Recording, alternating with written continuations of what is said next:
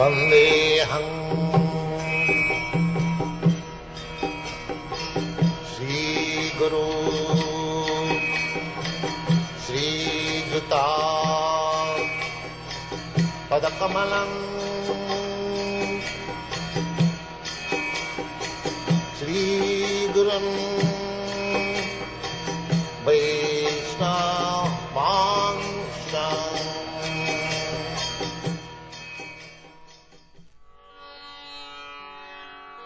20e chapitre. Entretien de Maitreya avec Vidura. Sri Shonaka dit: Ô Sutta Goswami, lorsque la Terre eut retrouvé son orbite, que fit Swayambhuva Manu pour indiquer la voie de la libération aux hommes qui devaient naître dans le futur? Shonaka Rishi s'enquit au sujet de Vidura, ce grand dévot et ami de Sri Krishna, qui abandonna la compagnie de son frère aîné, parce que celui-ci, avec ses fils, avait méprisé la volonté du Seigneur. Vidura avait été engendré par Vedavyas, aussi l'égalait-il en valeur. Il se tourna donc de tout son cœur vers les pieds pareils au lotus de Krishna, et montra de l'attachement pour ses dévots. Vidura s'était purifié de toute passion, en voyageant à travers les lieux saints. Et lorsqu'il parvint enfin à Hardwar, il y rencontra l'illustre sage qui maîtrisait la science spirituelle et s'enquit auprès de lui. Quelle question Vidura posa-t-il encore à Maitreya? Vidura et Maitreya durent s'entretenir de nombreux récits concernant les divertissements du Seigneur. Or, l'écoute de ces narrations parfaitement pures est comparable à une ablution dans les eaux du Gange, car elle a le pouvoir d'affranchir les suites de toute faute. Ô Sutta Goswami, puisses-tu jouir de toute heureuse fortune, veuille, nous t'en prions, nous rapporter les activités du Seigneur, toutes nobles et dignes d'être louées. Quelle sorte de bhakta pourrait être rassasié de boire le nectar des divertissements du Seigneur? Ainsi interrogé par les grands sages de Namaisharanya, le fils de Romaharshan, Sutta Goswami, dont les pensées s'absorbaient dans les divertissements spirituels du Seigneur, dit: Veuillez écouter mes paroles. Shri Sutta Goswami poursuivit: Vidura, le descendant de Bharat, avait été enchanté d'entendre l'histoire du Seigneur, qui, étant apparu par sa puissance divine en tant qu'un sanglier, s'était fait un jeu de soulever la terre du fond de l'océan, et avait négligemment tué le monstre Hiranyaksha. Vidura s'adressa alors aux sages. Vidura dit: Puisque tu connais ce qui, pour nous, reste inconcevable, dis-nous, ô sage bienheureux, ce que fit Brahma pour engendrer des êtres vivants, après avoir créé les Prajapati, les pères de la population universelle. Comment les Prajapati, parmi lesquels Marichi et Swayambhuva Manu, ont-ils effectué leur œuvre créatrice, selon les instructions de Brahma? Et comment ont-ils développé cet univers manifesté? Ont-ils accompli l'œuvre de création en s'unissant à leurs épouses respectives? Ont-ils agi de façon indépendante, ou ont-ils opéré dans un effort commun? Maitreya dit: Lorsque l'équilibre régnant entre les trois gunas se trouva perturbé par l'action invisible de l'être vivant, ainsi que par Mahavishnu et par la force du temps, tous les éléments matériels furent manifestés. Sous l'influence de la destinée du Jiva, le faux ego qui comporte trois divisions sortit du Mahatattva, où domine l'élément de passion, Rajas. Puis de l'ego procédèrent plusieurs principes, par groupe de 5. Incapables, pris séparément, de créer l'univers matériel, ils se combinèrent avec l'aide de l'énergie du Seigneur suprême, et purent ainsi produire un œuf étincelant. Pendant plus de 1000 ans, cet œuf brillant reposa sur les eaux de l'océan causal, dénué de toute vie. Puis le Seigneur y entra en tant que Garbhodakashayi Vishnu. Du nombril de Garbhodakashayi Vishnu, le Seigneur souverain, germa un lotus étincelant comme 1000 soleils ardents. Cette fleur abrite toutes les âmes conditionnées, et le premier être à en sortir fut le tout-puissant Brahma. Lorsque le Seigneur souverain qui repose sur l'océan Garbhodaka pénétra dans le cœur de Brahma, ce dernier réunit toute son intelligence, et avec l'intellect ainsi concentré, il entreprit de créer l'univers tel qu'il se présentait auparavant. En premier lieu, Brahma créa à partir de son ombre les voiles de l'ignorance qui recouvrent l'âme conditionnée, et dont on compte 5 variétés: Tamishra, Andatamisha, Tamas, Moha et Mahamoha. Pris de dégoût, Brahma se défit de ce corps d'ignorance, qui continua d'exister sous la forme de la nuit. Saisissant l'occasion, les Yakshas et les Rakshasas se précipitèrent sur lui pour en prendre possession. Or la nuit est à l'origine de la faim et de la soif. Ainsi, tenaillés par la faim et la soif, ils vinrent de tous côtés pour dévorer Brahma en criant « Ne l'épargnez pas, mangez-le !» Brahma, le premier des dévas, s'adressa alors à eux plein d'angoisse. « Ne me mangez pas, protégez-moi plutôt. Vous êtes issus de moi et comptés parmi mes fils. Vous êtes donc des Yakshas et des Rakshasas. »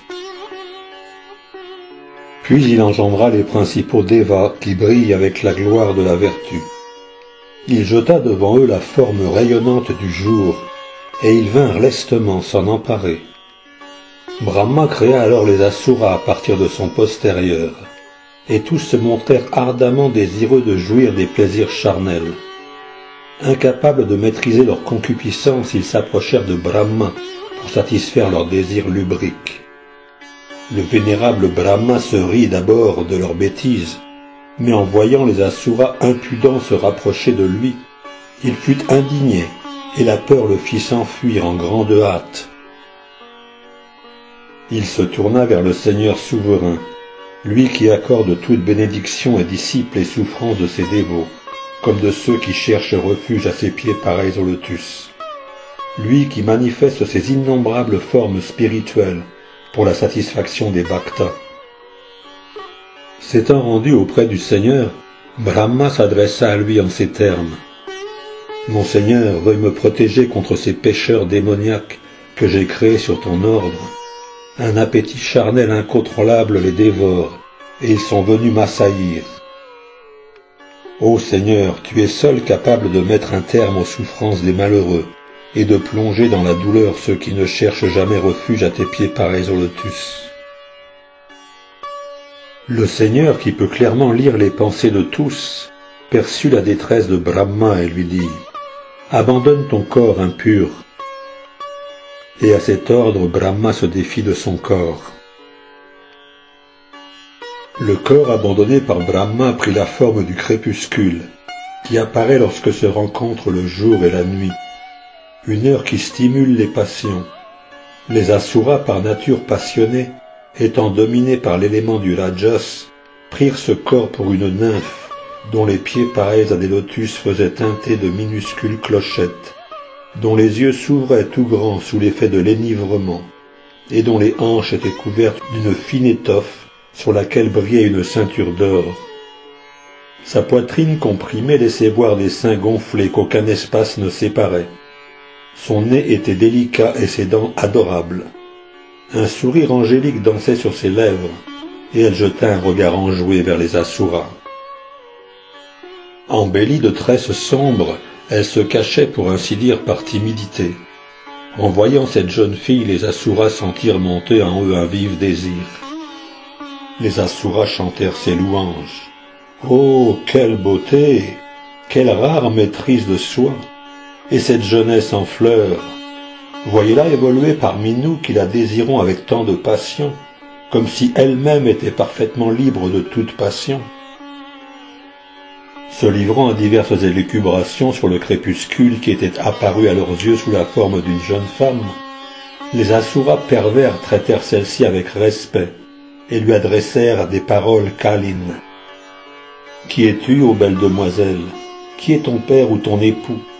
et quel peut être l'objet de ton apparition devant nous?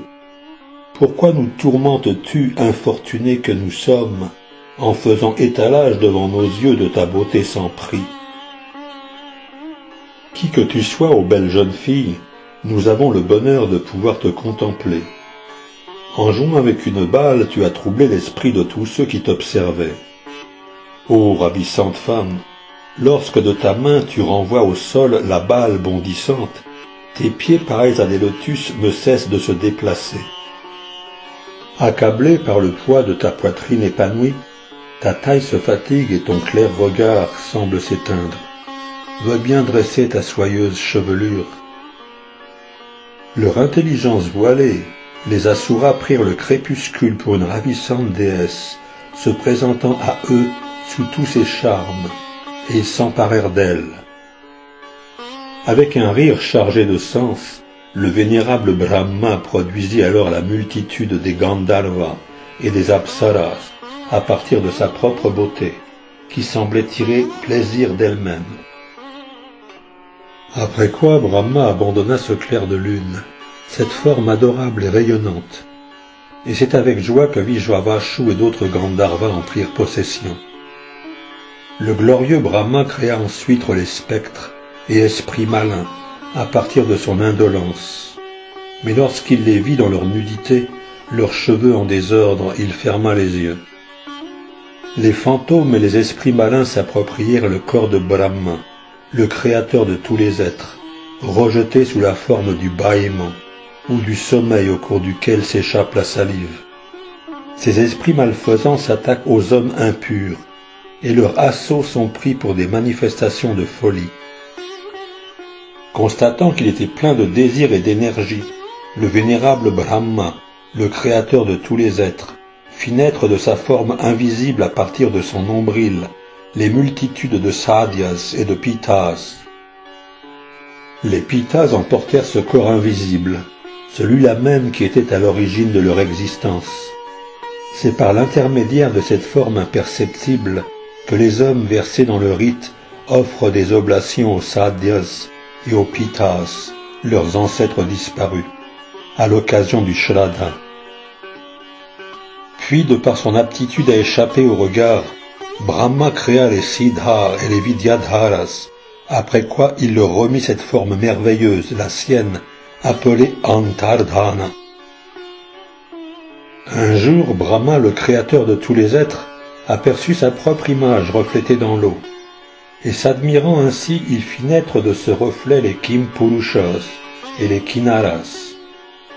Les Kimpurushas et les Kinnaras recueillirent cette forme vague abandonnée par Brahma.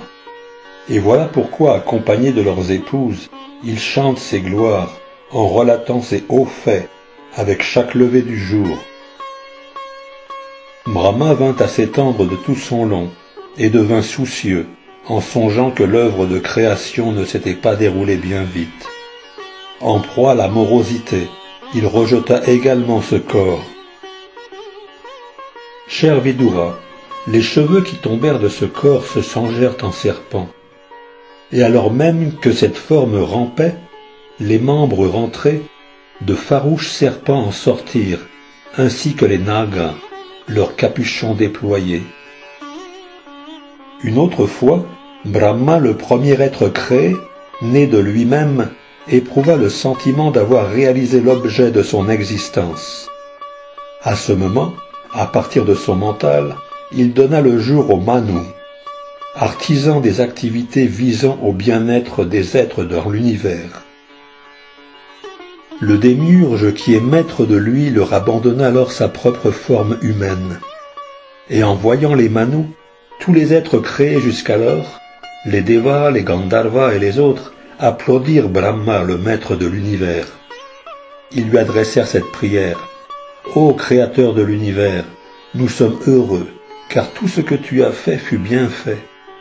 Et puisque les rites sont maintenant fermement établis en cette forme humaine, nous allons pouvoir partager entre nous les oblations sacrificielles. » Enrichis par d'austères pénitences ainsi que par l'adoration, la concentration mentale et la méditation dévotionnelle, ses passions éteintes et ses sens maîtrisés, Brahma né de lui-même créa de grands sages, ses fils bien-aimés.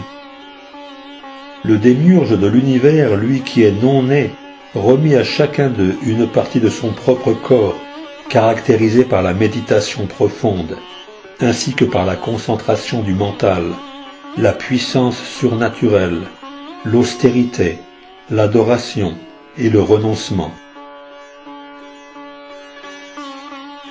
Ainsi s'achève le 20e chapitre du 3e chant du Śrīmad Bhagavatam, intitulé « Entretien de Maitreya avec Vidura ».